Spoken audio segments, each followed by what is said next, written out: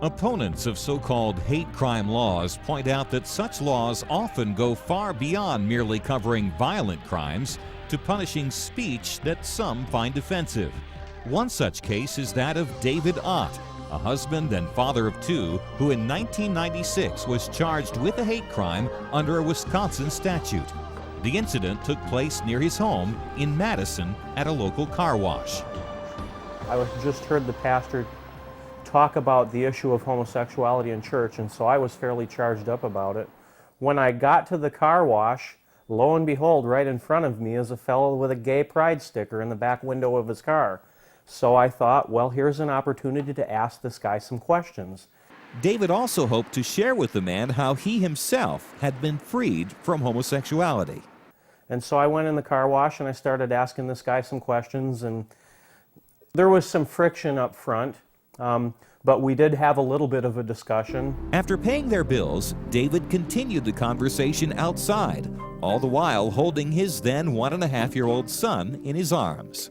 And I said, look, you know, maybe that was a little confrontational in there. I'm sorry about that. It's not my intention to offend you, but I would like to tell you this. I've been down this road before, and you may wish to reconsider where this leads. And he jumped back.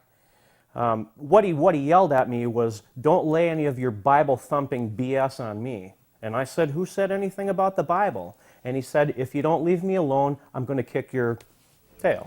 A full 5 months later, the sheriff's department showed up to serve David papers. I was charged with disorderly conduct, but the kicker was the hate crime penalty enhancer that was tacked onto it. Disorderly conduct charge was like a $500 fine and a slap on the wrist. The hate crime penalty enhancer entitled me to a year in jail and $10,000 in fines. My husband is the single breadwinner of the household, and what was our family going to do without my husband and Daddy home?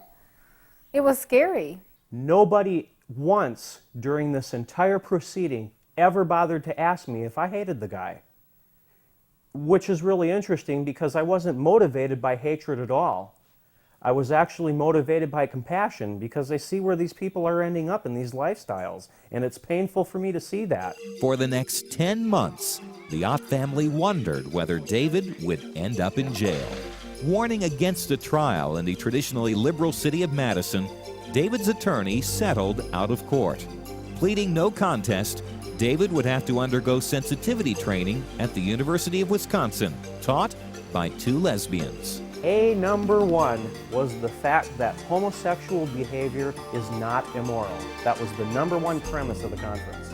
In addition, David would have to perform 50 hours of community service and be on probation for 1 year. He escaped a jail sentence only at great personal cost, $7,000 in legal fees and months of uncertainty. It's a really, really bad feeling to have your freedom hanging out in the balance like that and not knowing how it's going to end up.